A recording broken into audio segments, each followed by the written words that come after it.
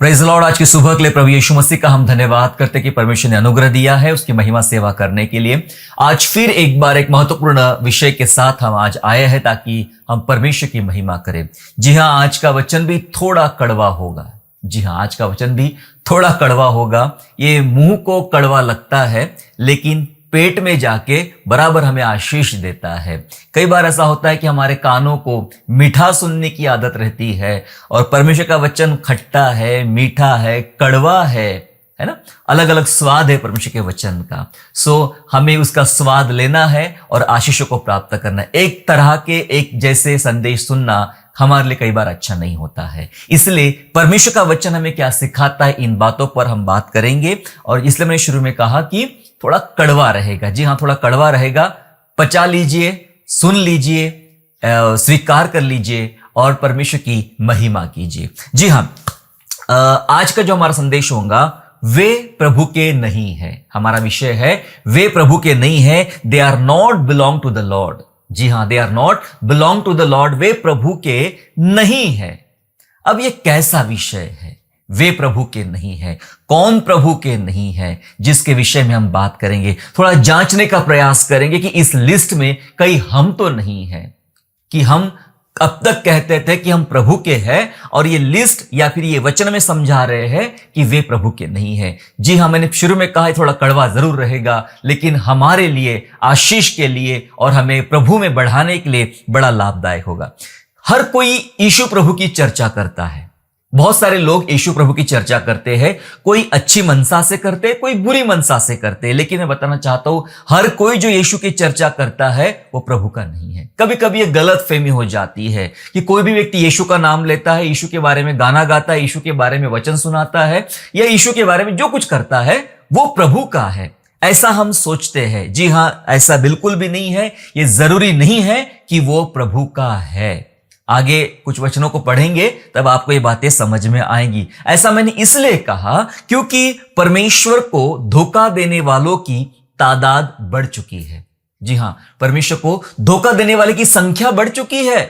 बहुत सारे लोग परमेश्वर को धोखा देने का प्रयास कर रहे हैं, ऑलरेडी धोखा दे रहे हैं। वे इस प्रकार से दावा करते हैं कि हम परमेश्वर के हैं, लेकिन वे किसी भी रूप में परमेश्वर के रहते नहीं हैं और उनकी वजह से गवाहियां खराब होती है, उनकी वजह से कलीसिया खराब होती है, सेवकाइयां खराब होती है और बहुत सारे परिवारों में और देशों में और अन्य बातों में बड़ी बुरी खबर या बुरी गवाहियां फैल जाती है क्योंकि वे परमेश्वर के नहीं है। और ऐसे धोखा देने वालों की बड़ी तादाद इन दिनों बढ़ी है। पहले भी थी, ऐसा नहीं कि पहले नहीं थी, पहले भी थी और इन दिनों भी बढ़ रही है। थोड़ा जांचने का प्रयास करेंगे, वचनों के साथ समझेंगे कि परमेश्वर का वचन क्या कहता है। जी हां, परमेश्वर ने यिर्मयाह नबी को चुना ताकि यिर्मयाह बहुत सारी बातें उस समय के लोगों को बताए, वो उस समय के लोगों को पाप बताए, प्रार्थना करे और चिताए लोगों को। और उस समय एक भविष्यवाणी का वचन यिर्मयाह नबी के द्वारा आता है। 5वां अध्याय निकालेंगे, जर्माया चैप्टर 5 एंड वर्स 10। यिर्मयाह 5वां अध्याय और 10वां वचन इस प्रकार से कहता है, शहरपनाह पर चढ़ के उसका नाश तो करो, तो भी उसका अंत मत कर डालो। उसकी जड़ रहने दो, परंतु उसकी डालियों को तोड़कर फेंक दो, क्योंकि वे यहोवा की नहीं है। जी हां, ये बहुत ही अद्भुत वचन है। परमेश्वर का वचन बात कर रहा है कि उन यहूदा के प्रांत के लोगों को तोड़ने की या उनका सत्यानाश करने की बातें चल रही है क्योंकि उन्होंने कुछ ऐसे गुनाह किए हैं, ऐसे पाप किए हैं जो परमेश्वर की दृष्टि में बिल्कुल भी ठीक नहीं है और परमेश्वर उनसे उबता गया है। परमेश्वर उनको नाश करना इसलिए चाहता है ताकि वो न्याय करे, ताकि वो बताए कि पाप की मजदूरी मृत्यु है। ये बातें बताने के लिए परमेश्वर ने यिर्मयाह नबी के पास एक वचन भेजा। लिखा है वचन पे कि शहरपनाह पर चढ़ जाओ और उसका नाश करो, यरूशलेम का, उस यहूदा के प्रांत का नाश करो, तो भी, अब देखिए, तो भी उसका अंत मत कर डालो। आमोस नबी की पुस्तक में भी ऐसा लिखा है कि याकूब का पूर्णतया नाश नहीं करूंगा। जी हां, लिखा यहां पे कि उसका अंत मत कर डालो, उसकी जड़ रहने दो। यहूदा का, ये परमेश्वर के लोग जहां पर थे वहां पे उनका जड़ रहने दो और उनका पूरा अंत मत कर डालो। जड़ रहने दो लेकिन डालियों को छाट दो, डालियों को काट के फेंक दो, क्योंकि डालियां परमेश्वर की नहीं है। दरअसल यहां पे दो विभाजन बताए जा रहे हैं, दो विभाजन बताए जा रहे हैं। एक है जड़ और दूसरी है डालियां। एक है जड़, दूसरी है डालियां। जड़ कौन है, डालियां कौन है, जिसको जानना जरूरी है। जड़ों को रखने की बात करता है और डालियों को तोड़कर फेंकने की बात करता है परमेश्वर का वचन। दरअसल जड़ जो है, जड़ वो विश्वास योग्य जीवन जिए लोग हैं। परमेश्वर के नजरों में विश्वास योग्य जीवन जिए हुए लोग हैं। उन्होंने ईमानदारी के साथ प्रभु के साथ जीवन जिया, सत्य पर चले, प्रभु के प्रति विश्वास योग्य बने रहे, पवित्रता में आगे बढ़े और न्याय से काम किया और शायद सो भी गए प्रभु में। और उन्हें बहुत सारी बातें जो मिलना चाहिए थी शायद वो भी नहीं मिली, लेकिन वे बस विश्वास योग्य रहे प्रभु के नजरों में। कुछ ऐसे लोग हैं परमेश्वर के हाथों में जिनको देख देख कर परमेश्वर अपने लोगों को बचाने की बात करता है। वो एक साथ सबका नाश नहीं करेगा, एक साथ सब कुछ खत्म नहीं करेगा। किसी एक की बुराई की वजह से दूसरे ने अच्छाई किया, उसको समाप्त नहीं करेगा। उन अच्छे लोगों को, उन सच्चे लोगों के जो जड़े हैं, जिन्होंने बात रखी है, उनको जिंदा रखना चाहता है। हालेलुया। दरअसल जब परमेश्वर ने लूत के समय में जब उस सदोम अमोरा को नाश करने की बात किया, तो हम जानते हैं कि इब्राहिम को याद करते हुए परमेश्वर ने लूत को बचा लिया। वो जड़ थी, जी हां, उसको याद करके बचा लिया।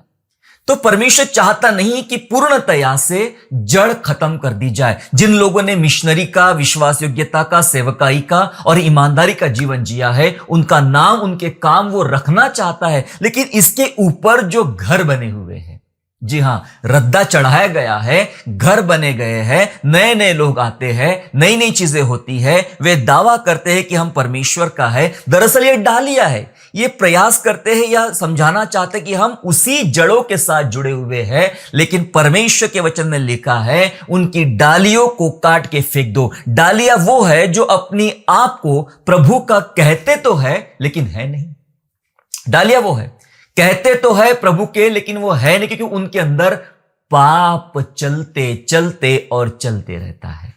पाप का संचारण उनके बीच में हो रहा है, उनके व्यवहार में पाप दिखाई पड़ता है, उनके कामों में शैतान दिखाई पड़ता है, और वे ड्रामा करते हैं, एक मुखौटा पहनते हैं, मास्क पहनते बताने के लिए कि भाई मैं मसीह का हूं, पर वे मसीह के नहीं है। और एक बहुत बड़ी गलतफहमी है ऐसे लोगों को, पता है कौन सी गलतफहमी? ये है कि हमारी अविश्वास योग्यता की वजह से हमारा विनाश नहीं होगा। बहुत सारे लोग यही बात करते, नहीं रे बाबा, हमारा विनाश नहीं होगा, हम तो प्रभु के हैं, हमने बपतिस्मा लिया है, हमने दान दिया है, हमने ये किया है, हमने वो किया, हमने प्रचार किया है, हमारा नाश नहीं होगा, हम तो बच गए, हमारा नाश नहीं होगा। ये बहुत बड़ी गलतफहमी है। अगर ये गलतफहमी ना होती तो बाइबल में एक बार नहीं बहुत बार लिखा है कि जड़ रहने दो, डालियों को तोड़ दो।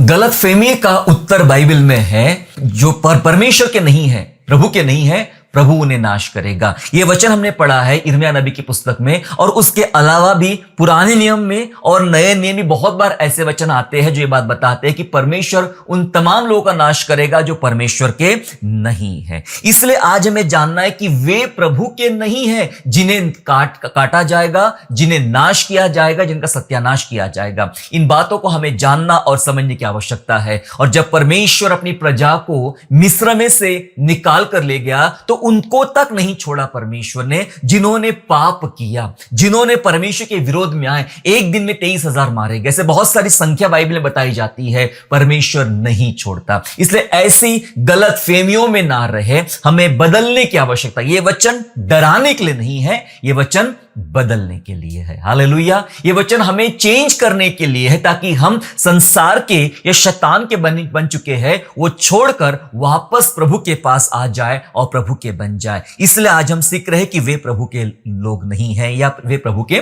नहीं हैं। कौन से लोग प्रभु के नहीं हैं, थोड़ा जानेंगे अभी। कौन से लोग प्रभु के नहीं हैं, जिनके विषय में जानना है। 2-3 बातें को हम लोग समझेंगे कि कौन से लोग प्रभु के नहीं हैं। जी हां, कौन से लोग नहीं हैं? पहली बात यह है कि जिनको नया जन्म का अनुभव नहीं है, जिनको नया जन्म पाने का अनुभव नहीं है, वे प्रभु के लोग नहीं है। हालेलुया। मैं कितनी बार अपने संदेशों में यह बात कहता हूं कि हर किसी को पूछ के देखो, आपको 10 में से 7 लोग जवाब नहीं दे पाएंगे क्या उनका नया जन्म हुआ है और उनको नया जन्म का कोई अनुभव है, बॉर्न अगेन हो चुके हैं क्या। यह बात उनको समझ में नहीं आती। कई बार लोग नया जन्म को बपतिस्मे का नाम देते हैं, नया जन्म को दूसरे कोई नाम देते हैं, लेकिन नया जन्म वो सब नहीं है। इसलिए मैं कहना चाहता हूं कि जिनको नया जन्म पाने का अनुभव नहीं है, वे लोग परमेश्वर के लोग बिल्कुल भी नहीं है। जी हां, अब नया जन्म कोई दीक्षा नहीं है, यह समझना है हमें कि नया जन्म कोई दीक्षा नहीं है। दरअसल नया जन्म परिवर्तन है, पूर्ण परिवर्तन है, कोई दीक्षा नहीं है। बहुत लोग को ऐसा लगता है कि हमने दीक्षा ले लिया, हमने ये काम वो काम कर लिया, हमने प्रभु भोज लिया या बपतिस्मा ले गया तो हमारा नया जन्म हो गया। जी हां, कोई दीक्षा नहीं है नया जन्म पाना। एक ऐसी प्रोसेस है जो परिवर्तित होती रहती है और इस प्रोसेस को लगातार शुरू रखना पड़ता है तब तक जब तक आप ये धरती छोड़ ना दे। जी हां, जब तक आप ये धरती छोड़ना दे तब तक आपको ये नया जन्म की प्रोसेस में लगातार बने रहना पड़ता है। कोई दीक्षा नहीं, दीक्षा एक ही बार ली जाती, बाद में शांत बैठना पड़ता है। ये दीक्षा नहीं है, ये पूरा परिवर्तन है। और जब पूरा परिवर्तन आ जाता है तो व्यक्ति को उस नया जन्म पाने का एक अनुभव आता है और वो अनुभव को अपने जीवन में अप्लाई करता है, अपने जीवन में अप्लाई करता है। और वो जो अनुभव उसके जीवन में लागू हो जाता है, वो किसी भी प्रकार के पाप में नहीं चलेगा, फिर किसी भी प्रकार की बुराइयों में वो नहीं चलेगा, किसी प्रकार की बुराइयों में नहीं चलेगा। छोटी छोटी बातें जो उसको छोटे छोटे गलतियां या पाप लगते हैं, उसको ध्यान से देखेगा कि सोचेगा ये वो नहीं है, मुझे नहीं चलना है, नहीं करना है, नहीं तो ये सारी बातें मेरे नाश का कारण बन सकती है। वचन के साथ चलेंगे, हम पढ़ेंगे यूहन्ना का सुसमाचार 8वां अध्याय और 44 पद। Gospel of John chapter 8 and verse 44, जहां लिखा है, तुम अपने पिता शैतान से हो और अपने पिता की लालसाओं को पूरा करना चाहते हो। वह तो आरंभ से हत्यारा है और सत्य पर स्थिर ना रहा, क्योंकि सत्य उसमें है ही नहीं। जब वह झूठ बोलता है तो अपने स्वभाव से ही बोलता है, क्योंकि वह झूठा है वरन झूठ का पिता है। लिखा है परमेश्वर के वचन में कि तुम में सत्य नहीं है, तुम अपने पिता शैतान से हो। प्रभु यीशु मसीह उन यहूदियों से बातें कर रहा है जो उसका तिरस्कार करते थे और वे परमेश्वर के वचन पर चलते ही नहीं थे। वो सिर्फ एक ड्रामा करते थे कि हम परमेश्वर के वचन पर चलते हैं। ये वो लोग हैं जिनको मूसा की व्यवस्था मुंह जबानी याद है।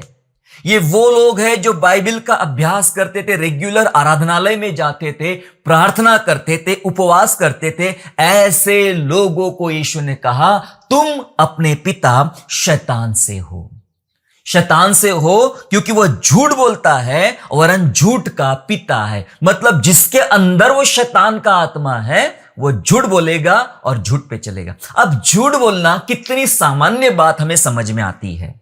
झूठ बोलना, किसी भी बात को लेकर झूठ बोलना बहुत सामान्य लगता है। 10 आज्ञा में एक आज्ञा है और मैं बताना चाहता हूं 10 आज्ञा कोई छोटी छोटी आज्ञा नहीं है, ये एक बड़ी महान आज्ञा है। ये भारी आज्ञा है जिसके द्वारा परमेश्वर बहुत कुछ बदल देना चाहता है। कई बार हम झूठ हमारे नजर में एक छोटी बात है, एकदम सस्ती बात है जिसको समझते हैं हम लोग, लेकिन बाइबल बोलती है तुम वो हो, शैतान के लोगों को बोला गया है, तुम वो हो, तुम अपने पिता शैतान से हो और वो आरंभ से ही झूठ बोलता आया है। जी हां, जो झूठ बोलता, अगर एक भाषा में बता दूं, जो झूठ बोलता है वो प्रभु के लोग नहीं है। जो झूठ बोलता है वे परमेश्वर के लोग नहीं है। मेरे प्यारो, हमें इस बात को याद रखने की आवश्यकता है कि हमारा कोई भी प्रकार का झूठ, कोई भी प्रकार की लालच या कोई भी प्रकार का ऐसा संसारिक काम जिसको हम बहुत छोटा या सस्ता समझते हैं, परमेश्वर उसको बर्दाश्त नहीं करेगा। बाइबल बोलती है वो तुम झूठ के पिता शैतान से हो, तुम्हारे अंदर वो तमाम बुरी बातें पाई जाती है। ये तब होता है मेरे प्यारो जब आपको नया जन्म पाने का अनुभव नहीं होता है। जिसका नया जन्म हुआ है वह व्यक्ति हमेशा इन बातों का ध्यान रखेगा कि मैं कोई पाप तो नहीं कर रहा हूं, मैं झूठ तो नहीं बोल रहा हूं, मैं कोई गलत काम तो नहीं कर रहा हूं, मेरे जीवन से कोई ऐसा बुरा काम तो नहीं हो रहा है। इन बातों पर वो अपना ध्यान रखेगा मेरे प्यारो, और ये अनुभव उसको आगे बढ़ाएगा, ये पवित्रता में वो आगे बढ़ाएगा, मसीह में आगे बढ़ेगा। एक और वचन इस प्रकार से कहता है, पहला कुरिन्थियों 6वां अध्याय और वचन 10, first Corinthian chapter 6 and verse 10 कहता है, ना चोर, ना लोभी, ना पियक्कड़, ना गाली देने वाले, ना अंधेर करने वाले परमेश्वर के राज्य के वारिस होंगे। सुनिए, इस लिस्ट में आपको कहां मिलते हैं? आप कभी कहीं दिखते हैं क्या? सुनिएगा क्या लिखा है, चोर कभी भी परमेश्वर के राज्य के वारिस नहीं होंगे। चोर, चोरी करने वाला, आप किस चीज की चोरी करते हो उस पर ध्यान रखिए। नया जन्म का अनुभव चोरी करने देता नहीं है। आप कहेंगे मैं कहीं जाता नहीं, आधी रात को उठ के चोरियां करता नहीं, लोगों के घर तोड़ता नहीं हूं, ये नहीं करता हूं, ओ हो अच्छी बात है, लेकिन ऑफिस से लौटते समय बचे हुए ब्लैंक पेपर तो लेकर आते हो, बची हुई पेंसिल तो लेकर आते हो, जो चीजें लगता है कि ऑफिस में किसी काम की नहीं है, ऐसी पड़ी रहती है, मैं उठा के लाता हूं, उसको आप क्या कहते हैं? आपको उसके लिए सैलरी नहीं दी जाती है, आपको काम करने के बदले सैलरी दी जाती है। यदि कोई चीज वहां पर है, ऑफिस में है और उनके काम की नहीं है, तो इसका यह भी मतलब नहीं कि वो आपको ले जाना है।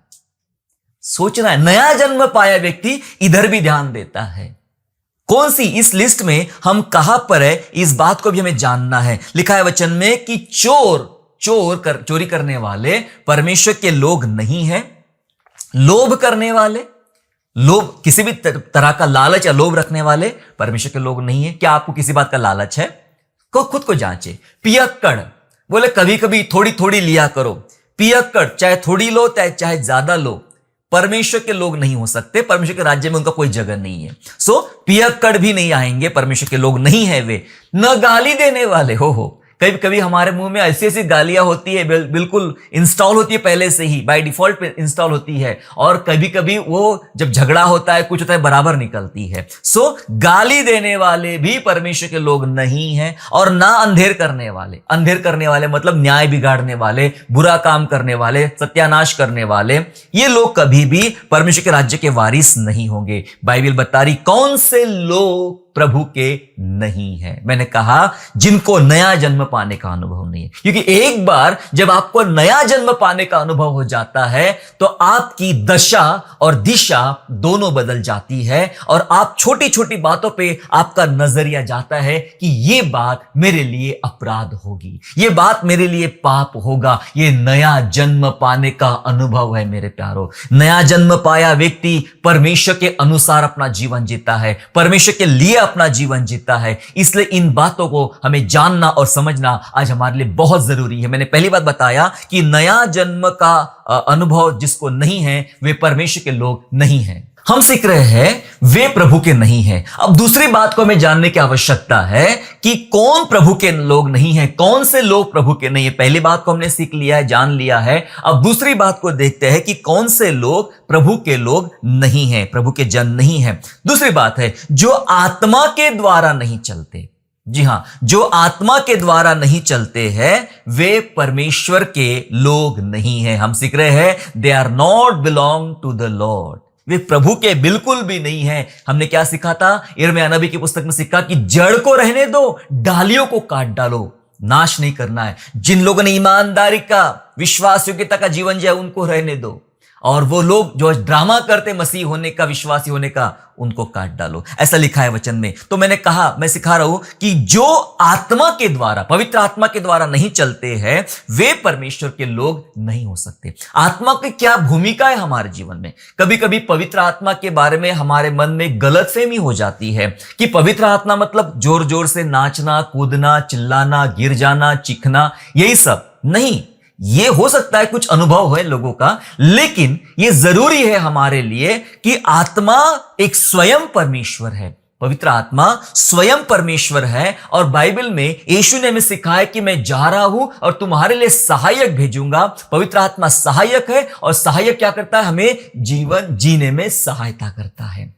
जीवन चलाने में सहायता करता है, अपने जीवन के प्रति निर्णय लेने में सहायता करता है, किस बात में किस दिशा में चलना है उसके लिए वो सहायता करता है, और वो होता है पवित्र आत्मा। और जो उस पवित्र आत्मा के संचालन में, पवित्र आत्मा के सहायता से नहीं चलते हैं, वे परमेश्वर के लोग बिल्कुल भी नहीं है, जिनके बारे में हम पढ़ रहे। रोमियो 8वां अध्याय वचन 9 और वचन 14 पढ़ेंगे। Roman chapter 8 verse 9 and verse 14 जहां लिखा है, परंतु जबकि परमेश्वर का आत्मा तुम में बसता है तो तुम शारीरिक दशा में नहीं परंतु आत्मिक दशा में हो। यदि किसी में मसीह का आत्मा नहीं तो वह उसका जन नहीं। They are not belong to the Lord, वो मसीह का जन नहीं है। 14 वचन से ऐसा कहता है, इसलिए कि जितने लोग परमेश्वर के आत्मा के चलाए चलते हैं वे ही परमेश्वर के पुत्र हैं। हालेलुया। वचन कहता है किसी में मसीह का आत्मा नहीं तो वो उसका जन नहीं। हम सीख रहे हैं वे प्रभु के नहीं है। कौन नहीं है? जिसके अंदर मसीह का आत्मा नहीं है वो नहीं है, वो मसीह का नहीं है, वो प्रभु का नहीं है। और लिखा है जो परमेश्वर के आत्मा के चलाए चलते हैं वे ही परमेश्वर के पुत्र हैं। मतलब पवित्र आत्मा के द्वारा जीवन संचालन जिनका किया जाता है वे परमेश्वर के पुत्र हैं, और जिनके जीवन में पवित्र आत्मा का संचालन नहीं होता है वे परमेश्वर के पुत्र या परमेश्वर की प्रजा, परमेश्वर के लोग नहीं है। जी हां, नहीं है। आपके अंदर परमेश्वर का आत्मा होना चाहिए और परमेश्वर के आत्मा के चलाए हमें चलना चाहिए। कैसे चलेंगे हम लोग? जीवन में किस दिशा में आगे बढ़ना है, क्या करना है। हम यहां वहां पूछते रहते, यहां वहां दौड़ते रहते। कितने ऐसे हैं जो घंटों दर घंटे, हफ्ते दर हफ्ते, महीने दर महीने बैठ बैठ के परमेश्वर के पास बैठ के पूछते रहते, पवित्र आत्मा तेरी क्या इच्छा है मेरे जीवन के बारे में, तेरी क्या इच्छा है मेरे काम के बारे में, मेरे परिस्थिति के बारे में, मेरे जीवन के बारे में तेरी क्या इच्छा है। और वो जो पवित्र आत्मा उनको बताएगा वैसा वे करते हैं। वे किसी इंसान की सुन के नहीं करते हैं, लेकिन परमेश्वर की आत्मा के चलाए चलते हैं। उसे कहते हैं वे परमेश्वर का आत्मा उनके अंदर है और वे परमेश्वर के जन हैं, वे परमेश्वर के लोग हैं। जी हां, वे ही है जिनके अंदर पवित्र आत्मा होता है और आत्मा के चलाए चलते हैं। आपको याद है, आपको पता है, जब हम परमेश्वर को नहीं जानते थे तो हमारे अंदर एक और आत्मा था। जब हम परमेश्वर को नहीं जानते या नहीं समझते थे तो हमारे अंदर और एक आत्मा था, और जिस आत्मा के चलाए हम चलते थे। लिखा है वचन में, इफिसियों 2 अध्याय और 2 पद ऐसा कहता है। इफिशियंस चैप्टर 2 एंड वर्स 2 कहता है, जिनमें तुम पहले इस संसार की रीति पर और आकाश के अधिकार के हाकिम अर्थात उस आत्मा के अनुसार चलते थे जो अब भी आज्ञा न मानने वालों में कार्य करता है। लिखा है वचन में, तुम पहले संसार की रीति के अनुसार आकाश के हाकिम अर्थात शैतान, उसकी आत्मा के अनुसार चलाए चलते थे। इसका मतलब तब हम परमेश्वर के लोग नहीं थे, इसलिए शैतान की आत्मा के द्वारा चलाए चलते थे। अब लिखा है, यह समझने वाली बात है, क्या वो चला गया है? शैतान चला गया है? अब हम प्रभु में आ गए, बपतिस्मा ले लिया, ये कर लिया, वो कर लिया है, क्या वो चला गया है? समझने वाली बात है, क्या वो चला गया? लिखा है वचन में, अब भी ये अंधकार का, आकाश का हाकिम अब भी आज्ञा न मानने वालों में आज भी कार्य करता है। समझ रहे आप? अगर हमने बपतिस्मा ले लिया है, चर्च जाते हैं, ये करते वो करते हैं, और आज भी परमेश्वर की आज्ञा का उल्लंघन करते, ये सब करके भी आज्ञा उल्लंघन करते हैं, तो याद रखो कि वही अंधकार आकाश का हाकिम हमारे ऊपर राज करता है, और वो आज्ञा नहीं जो मानते हैं उसके अंदर बराबर वो राज करता है। इसलिए वो लोग परमेश्वर के होकर भी परमेश्वर के नहीं होते हैं। इसलिए लिखा है, जड़ रहने दो, और इसके ऊपर जो डालियां उग आई है, इन डालियों में अनाज्ञाकारिता है, इन डालियों में अपवित्रता है, उनको काट के फेंक दो। आज बहुत सारे परमेश्वर को धोखा देने वाले लोग खड़े हुए हैं, उनको काट के फेंक दो, वो काम के नहीं है। लेकिन जो जड़े हैं, जिन्होंने परिश्रम किया है, ईमानदारी का जीवन जिया है, प्रभु में सो गए हैं, ऐसे लोगों को वो जड़े रहने दो, क्योंकि इसीलिए जड़े रखी गई है। यीशु राजा बादलों पर आएगा, तुरही फूकी जाएगी, कब्रें खुल जाएगी, और जो मसीह में सोए हैं वो जिलाए जाएंगे। इन जड़ों को परमेश्वर फिर से निकालेगा, और जहां वो है वहां हम सब भी रहेंगे। हालेलुया। इसलिए हमें जानना है कि वे प्रभु के नहीं है। कौन नहीं है जो आत्मा के द्वारा नहीं चलते हैं। अभी तक हमने दो बातें देखा है। पहली बात देखा कि जिनको नया जन्म पाने का अनुभव नहीं है वे परमेश्वर के जन नहीं हैं, और हमने दूसरी बात देखा जो आत्मा के द्वारा नहीं चलते हैं वे प्रभु के नहीं हैं। तीसरी और अंतिम बात इस संदेश की पढ़ के हम समाप्त करेंगे कि कौन लोग प्रभु के नहीं हैं। ये खुद की जांच चल रही मेरे प्यारों, खुद की जांच, मैं कहां पर हूं, मैं सच में प्रभु का हूं या प्रभु का नहीं हूं, इस बातों में हमें जानना है। तीसरी बात बताना चाहता हूं, झूठे प्रभावशाली कार्य करने वाले, जी हां, झूठे प्रभावशाली कार्य करने वाले प्रभु के नहीं है। मैंने कहा कार्य प्रभावशाली भी है लेकिन साथ में झूठा भी है, लेकिन ये ऐसा करने वाले परमेश्वर के नहीं है। हमारा सबसे बड़ा अट्रैक्शन यह होता है कि प्रभाव कहां ज्यादा दिख रहा है। वो भाई साहब का प्रचार बहुत जोरदार है, वहां चंगाई बहुत जोरदार होती है, वहां चमत्कार होते हैं, ये होते होते हम प्रभाव में बह जाते कई बार, और ये बिना जांचे परखे, क्योंकि हमें तो परमेश्वर के वचन का ज्ञान होता नहीं है। कई बार लोग बाइबल खोलते तक नहीं है, सभाओं में बाइबल लेकर तक नहीं जाते हैं, बाइबल को समझते भी नहीं है, घर में शांत मनन भी नहीं करते हैं, बाइबल का कोई अभ्यास नहीं करते वो लोग, और जो सिखाया जाता समझाया जाता बस उसी को मानते हैं और उसी में आगे बढ़ते हैं। एक अंधी भीड़ के समान हम बढ़ रहे हैं। परमेश्वर को क्वांटिटी की नहीं क्वालिटी की आवश्यकता है मेरे प्यारों। और मैं कहना चाह रहा हूं कि झूठे प्रभावशाली कार्य करने वाले परमेश्वर के नहीं हैं। वचनों से बताऊंगा। मत्ती 7 में चलेंगे, मत्ती 7 और वचन 22 और वचन 23, मैथ्यू 7 एंड वर्स 22 एंड 23 लिखा है, उस दिन बहुत तेरे मुझसे कहेंगे, हे प्रभु क्या हमने तेरे नाम से भविष्यवाणी नहीं की, और तेरे नाम से दुष्ट आत्माओं को नहीं निकाला, और तेरे नाम से बहुत अचंभे के काम नहीं किए? तब मैं उनसे खुलकर कह दूंगा कि मैंने तुमको कभी नहीं जाना, हे कुकर्म करने वालों, मेरे पास से चले जाओ। परमेश्वर प्रभु यीशु मसीह उनके बारे में बात कर रहा है कि जिन्होंने दुष्ट आत्माएं निकाली। मैं ये नहीं कह रहा कि सारे दुष्ट आत्मा निकालने वाले गलत है, नहीं, सच में कुछ लोग पवित्र आत्मा से भरे हुए हैं, प्रभु के लोग हैं, और वचन के अनुसार वे दुष्ट आत्माओं को निकालते हैं, लिखा है। लेकिन प्रभु कुछ ऐसे लोगों को बोल रहा है जो ये दावा कर रहे हैं कि प्रभु हमने भविष्यवाणी की, जो दावा करते कि हमने तेरे नाम से दुष्ट आत्माओं को निकाला, और जो दावा कर रहे कि हमने बहुत से अचंभे के काम किए हैं, अचंभे काम का, हम तेरे हैं, हम तेरे लोग हैं। हाँ, यीशु मसीह क्या कह रहे 23 वचन में? ईश्वर ने कहा मैं खुलकर कह दूंगा कि तुम मेरे पास मैंने तुमको कभी नहीं जाना। तुम कौन हो भाई? मैंने तुमको कभी जाना नहीं। और कुकर्म करने वाले बोला गया है उन लोगों को। हां जी, समझने वाली बात है, यह बहुत ही बड़ी बात है।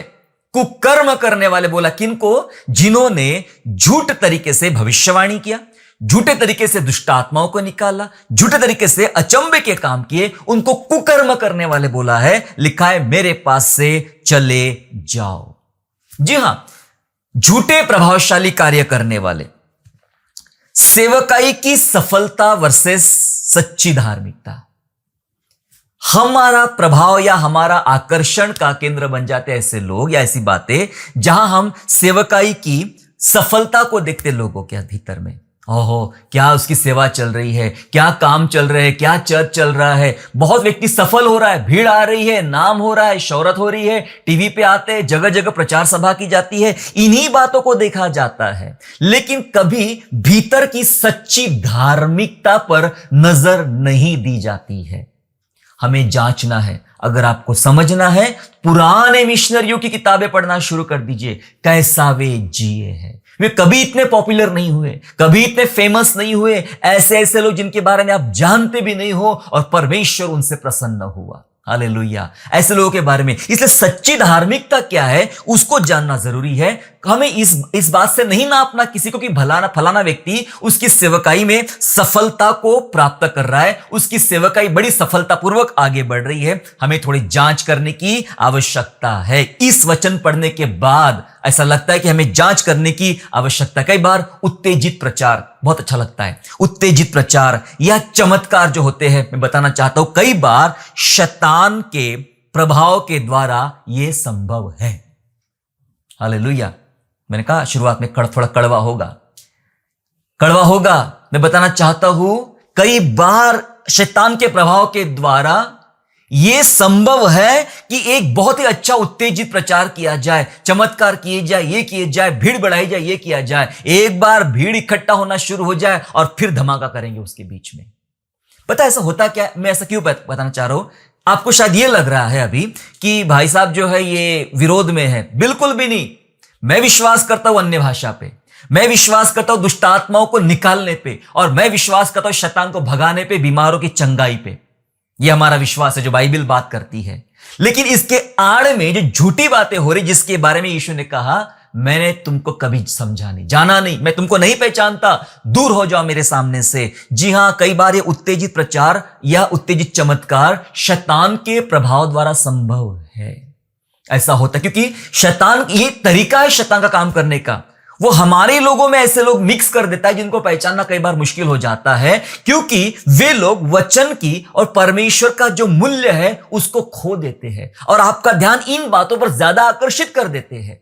आपका ध्यान चमत्कार की तरफ में, आपके घर में पैसा आने वाला है, एस नाम के लोग बढ़ने वाले, एच नाम के लोग गिरने वाले हैं, ऐसी बातें करने वाले, ये सब तेजी से बढ़ेगा। और यीशु ने कहा सॉरी, मैं तुम्हें नहीं पहचानता। शैतान के द्वारा यह क्या संभव है क्या? चले पढ़ते। पौलुस ने कुछ सिखाया था। दूसरा कुरिन्थियों 11 अध्याय में 14 और 15 पद में, 2 Corinthians chapter 11, 14 and 15 वर्स, ऐसा लिखा है। और यह कुछ अचंभे की बात नहीं, क्योंकि शैतान आप भी ज्योतिर्मय स्वर्गदूत का रूप धारण करता है, सो यदि उसके सेवक भी धर्म के सेवकों का रूप धारण करे तो कुछ बड़ी बात नहीं, परंतु उनका अंत उनके कामों के अनुसार होगा। क्या लिखा है वचन में? शैतान ज्योतिर्मय दूत का रूप धारण करता है और उसके जो सेवक है वे भी धर्म के सेवक का रूप धारण करते हैं, और ये धर्म के सेवक बनके इस प्रकार के काम करते हैं। मेरे प्यारो, एक सामर्थी अभिषेक भी शैतान का कार्य हो सकता है। बहुत खतरनाक बात बता रहा हूं। एक सामर्थ्य अभिषेक भी शैतान का कार्य हो सकता है, जिसके द्वारा एक भीड़ बुलाई जाना, भीड़ में ये सब काम किए जाना, और धीरे से इस भीड़ के बीच में एक जहरीला बीज डाल देना जो परमेश्वर के अगेंस्ट में है। ये भीड़ तो आएगी, अपना जीवन कभी प्रभु को नहीं देगी, पाप नहीं मानेगी, पाप नहीं छोड़ेगी, इनको सिर्फ चंगाई चाहिए, इनको चमत्कार चाहिए। इससे खुश मत होना। यह वचन बड़ा खतरनाक है, बड़ा कठिन है मेरे प्यार। और ऐसा झूठे प्रभावशाली कार्य करने वाले कौन? परमेश्वर के, प्रभु के नहीं है। जो इसमें फंसते हैं, जो ये करते हैं, वो प्रभु के नहीं है। और भी बहुत सारी बातें हैं, लेकिन मैं सोचता हूं यहां हमें रोक देना चाहिए, यहां हमें जांच करना चाहिए। हमने 3 बातों को जांचा है आज, क्योंकि परमेश्वर के वचन में, चाहे वो यिर्मयाह में हो, आमोस नबी की पुस्तक में हो, चाहे नया नियम में हो, प्रभु ने कहा मेरे लोग नहीं है। मेरे लोग नहीं, कौन लोग नहीं है? कौन से लोग हमने देखा पहले? जिनको नया जन्म पाने का अनुभव नहीं है, वे प्रभु के लोग नहीं है। जो आत्मा के द्वारा नहीं चलते हैं, वे प्रभु के नहीं है। और जो झूठे प्रभावशाली करने वाले लोग हैं, वे प्रभु के लोग नहीं है। प्रभु ने साफ कह दिया, मैं इनको नहीं पहचानता हूं। लेकिन जो सच्चे हैं, जिनके द्वारा परमेश्वर अपनी सेवकाई कर रहा है, काम कर रहा है, आज भी बीमार चंगे हो रहे उन सच्ची सेवकाई में, और वो बीमारी की चंगाई भी सच्ची होती है। यस, सच में दुष्ट आत्माएं निकाले जा रहे हैं सच्चे लोगों के द्वारा, और वो दुष्ट आत्माएं सच में हटाए जा रहे हैं और प्रभु काम करता है। लेकिन वचन में लिखा है उनका अंत, अगर सच में कोई गलत काम कर रहा है तो उनका अंत उनके कामों के अनुसार होगा। ये मैंने इसलिए बताया ताकि ये हमारी जांच करे, हमारी जांच करे। क्या हम प्रभु के हैं? क्या हम प्रभु के हैं? हमारी जांच होना जरूरी है। और यदि हम प्रभु के हैं तो फिर इन बातों के बारे में हम सतर्क रहेंगे, हम सावधान रहेंगे, हम इन पापों में कभी भी नहीं पड़ेंगे। प्यारो, अपने आप को जांचें, आप कहां पर हो। और यदि आपको ऐसा लग रहा है कि इन तमाम लिस्ट में कहीं मेरा नाम है, इन लिस्ट में से मैं कहीं ना कहीं हूं, तो यह आपके लिए खतरे की घंटी है। आपको ज्यादा प्रार्थना की आवश्यकता है, पश्चाताप की आवश्यकता है, परिवर्तन की आवश्यकता है, प्रभु के पास लौटने की आवश्यकता है, बाइबिल में ज्यादा ध्यान देने की जरूरत है, घुटनों पे प्रार्थना करने की जरूरत है, एक सच्चा, ईमानदार, पवित्र जीवन जीने की आपको ज्यादा जरूरत है, ताकि हम प्रभु के बन जाएं। परमेश्वर आपको आशीष दे। आइए हम लोग दुआ करेंगे। पिताजी, यीशु के नाम से आपका हम धन्यवाद करते पिता कि आपने हमें कठिन वचन समझाया, वे प्रभु के नहीं है। और कौन प्रभु के नहीं पिता, हमने इस बात को जाना। प्रभु, यदि मैं इस लिस्ट में हूं, हमारा नाम इस लिस्ट में है, प्रभु जी हमें निकालिए और हमें आज प्रभु के बनाइए। हम संसार के नहीं बनना चाहते हैं, हम प्रभु के बनना चाहते हैं। ऐसी दुष्ट, बुरी और अंधेरमय बातों को प्रभु हमारे जीवन से निकालिए, हमें शुद्ध पवित्र कीजिए, अपनी महिमा के लिए इस्तेमाल कीजिए। धन्यवाद कि हम प्रभु के कहलाए, प्रभु के संतान कहलाए। स्तुति करते हैं, यीशु नासरी के नाम से ये प्रार्थना मांगते हैं, आमीन। आशा करता हूँ आज के संदेश के द्वारा आपने आशीष प्राप्त किया है। यदि सचमुच आपने आशीष प्राप्त किया है तो इस संदेश को दूसरों के साथ शेयर कीजिए और हमारे दूसरे भी संदेशों को सुनने के लिए हमारे चैनल को सब्सक्राइब करें और नोटिफिकेशन के लिए बेल आइकन को दबाइए। और हाँ, यीशु पर विश्वास करना ना छोड़े, वो आपको आशीष में स्थानों की ओर आगे ले जाएगा। God bless you all.